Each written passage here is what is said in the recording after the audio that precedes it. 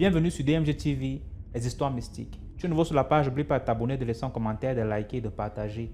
Tu veux envoyer ton histoire, il y a un numéro à l'écran, c'est le plus 237 655 81 90 17. Envoie ton histoire par WhatsApp, par note vocale, et on va jouer ici sur YouTube. Voilà, donc merci de nous suivre un peu partout, voilà. Ok. Bonjour DMG, bonjour la communauté DMG. Merci de partager nos histoires. C'est vraiment bien ce que vous faites. Et pour tous ceux qui regardent, qui écoutent sur YouTube, sur TikTok, sur Facebook, partagez, commentez, abonnez-vous. C'est vraiment pour édifier. Donc, je suis Marine, je vais donner un nom d'emprunt. Je viens de la Côte d'Ivoire, mais je vis en Europe. Donc, l'histoire que je vais vous raconter, c'est une histoire qui m'est arrivée à moi. C'est mon histoire. Et ça s'est passé il n'y a pas très longtemps de cela. Donc, c'était le long week-end là, de 19 mai, le vendredi. J'ai une copine qui est venue passer la journée chez moi. Ce jour-là, on a mangé, on a papoté. Elle est venue depuis 11 heures. Elle est partie à 18 heures. Donc, je l'ai raccompagnée à sa voiture. Moi, j'habite au 2. Et ce qui m'est arrivé, il s'est passé quelque chose avec mon voisin du 3. C'est un petit papy, hein, super gentil. Je vais lui donner un nom d'emprunt, Claude, qui est super, super gentil. Vraiment, c'est quand tu sors de chez toi, dès qu'il sait que tu es dehors, il va sortir pour parler avec toi. Bon, c'est à la française, hein, je suis en France. C'est des gens qui vivent seuls. Ben, il vit seul avec sa femme. Donc, dès qu'il y a un peu de mouvement dehors, ils sortent pour parler un peu avec les gens. Donc, c'était dans cette optique-là. Donc, donc, j'ai accompagné ma copine et tout ça. On s'est dit, bon, au revoir. Et puis, au retour, il était à son balcon. Il était à son balcon. Je pense qu'il nous a entendus. Il est sorti. Bon, il était là. Donc, quand je passe, je lui dis bonsoir Claude. Il me dit bonsoir Marine. Ça va, ça va. Je lui demande alors la santé parce que depuis un moment, on ne le voyait pas trop avec l'hiver et tout ça. Donc, il ne sortait pas beaucoup. Donc, voilà. Et puis, j'avais appris qu'il était un peu malade. Donc, je lui demande alors la santé, Claude, ça va mieux? Il me dit coup-ci, coup-ça, avec ses mains. Il me fait, voilà, les gestes de la main, genre un peu et tout ça. Donc, je lui dis, t'inquiète pas, les beaux jours vont arriver, le soleil va revenir, tu vas être tout top et tout ça. Donc, il a rigolé. Et puis, bon, je lui ai dit bonsoir, bonne soirée.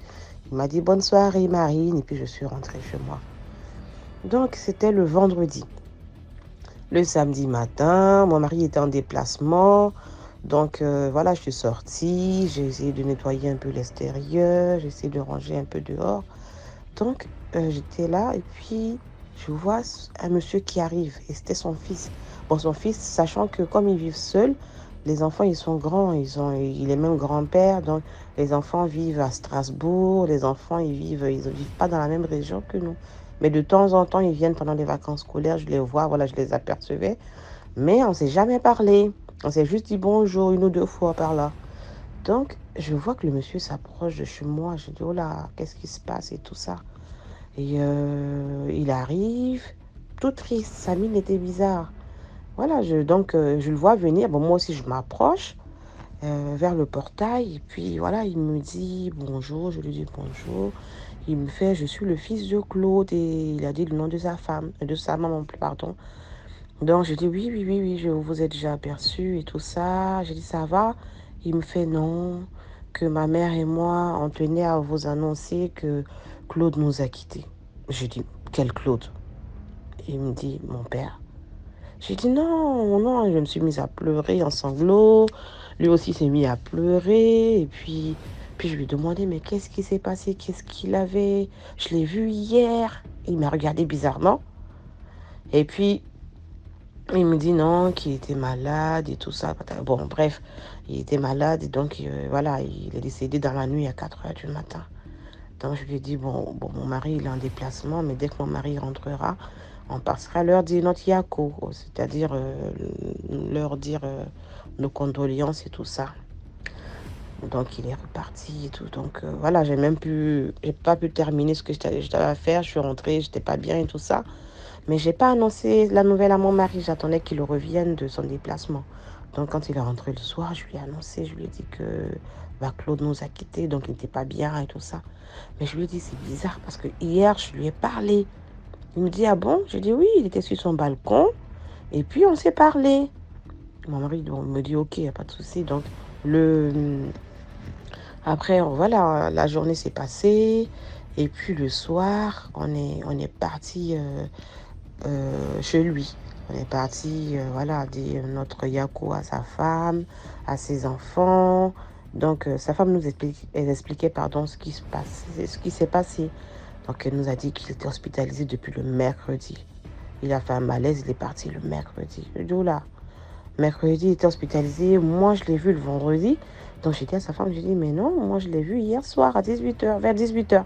Elle me dit, non, non, non, il est hospitalisé depuis le mercredi et tout ça. Ok. Donc, j'ai pas insisté. Et j'ai regardé mon mari, il m'a regardé. Et puis, on est rentré, voilà, on a dit non, Yako, et puis on est rentré à la maison. Et là, j'ai dit à mon mari, je te jure, j'ai juré sur tout ce que j'avais de plus cher. Et c'est vrai, je l'ai vu le vendredi. Sachant que ma copine qui est venue passer la journée chez moi, ça faisait plus d'1 an qu'on ne s'était pas vu. Donc, c'est pas comme si on se voyait régulièrement. J'allais dire, ah, bah, peut-être que je me suis trompée de jour. Mais c'est elle que je raccompagnais. Et à mon retour, quand je repassais devant chez lui, je l'ai vue à son balcon. Mon mari me dit, c'est pas possible. C'est pas possible. Sa femme, voilà, il était hospitalisé depuis le mercredi. Tu ne pouvais pas le voir le vendredi. C'est pas possible. Et moi, j'étais sûre et certaine que je lui ai parlé. J'ai rien dit, j'ai pas insisté. C'est resté comme ça. Et là, j'ai appelé ma copine. Donc, je lui ai expliqué. Je lui ai dit, ah, quand je t'ai raccompagné et tout ça, au retour, j'étais en train de... J'ai mon voisin qui était sorti, qui m'a dit bonjour. Elle m'a dit, si, je t'ai vu parler avec quelqu'un quand je partais. Elle m'a dit, quand j'étais dans ma voiture, je t'ai vu parler avec quelqu'un. Et j'appelle mon mari, je lui dis, voilà, j'ai ma copine aussi qui l'a vu. Et là, et voilà, je mets le haut-parleur, et puis il la salue, et puis il lui dit, mais il était habillé comment? Et là, ma copine lui dit, il était habillé, il avait porté une sorte de treillis. Bon, en tout cas, c'était du vert foncé et tout ça, comme un treillis et tout ça. Mon mari m'a dit, oui, effectivement, il s'habille toujours comme ça. En fait, les Blancs, ils ont toujours les mêmes tenues et tout ça. Bon, c'est pas méchant, mais il s'habillait toujours pareil. Donc, il m'a dit oui, elle pouvait pas mentir parce que voilà, elle n'avait pas l'habitude de venir à la maison et puis elle ne le connaissait pas. Donc là, si elle dit qu'elle a vu quelqu'un qui était habillé comme ça, donc c'était lui. Et là, je suis restée là.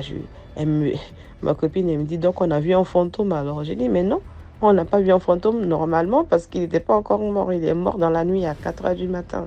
Et à 18h, il était encore en vie normalement. Et là, je ne sais pas ce qui s'est passé. Franchement, je ne sais pas si c'est lui qui est venu me dire au revoir ou peut-être qu'il est venu dire au revoir. Il était encore, bon, entre guillemets, comme nous. Moi, je suis de confession musulmane, pardon. On nous dit que quand une personne meurt, son âme quitte le corps 40 jours avant. Donc, est-ce que c'est pas... Genre, il était peut-être à l'hôpital physiquement, mais son âme était chez lui et puis je l'ai vu. Peut-être que sa femme ne l'a pas vu. Elle a peut-être comme les gens qui ne croient pas. Parce que ma copine aussi, elle est ivoirienne. Donc, il y a des gens qui ne croient pas, qui ne voient pas. Ou comme on... Je ne sais pas. Franchement, j'essaie vraiment de chercher une réponse à ma question. Mais je ne pourrais pas le dire. Je pourrais pas le dire. Donc, mon mari, ils sont partis, ils l'ont incinéré. Donc, il a été au crématorium le vendredi dernier. Et effectivement, c'est sûr, il était hospitalisé depuis le mercredi. Ils en parlaient là-bas. Donc, c'était mon histoire. C'est ce qui m'est arrivé. C'est la première fois que je fais un vocal. Et puis, voilà. J'espère que ça va édifier. J'espère que peut-être que d'autres personnes ont déjà vécu la même histoire que moi, voir une personne qui était sur le point de mourir alors que elle ne pouvait pas se déplacer, la voir à un autre endroit. Je ne sais pas, franchement. Ok. Bonne journée à tout le monde. Au revoir DMG. Peut-être que je remonterai pour une autre histoire.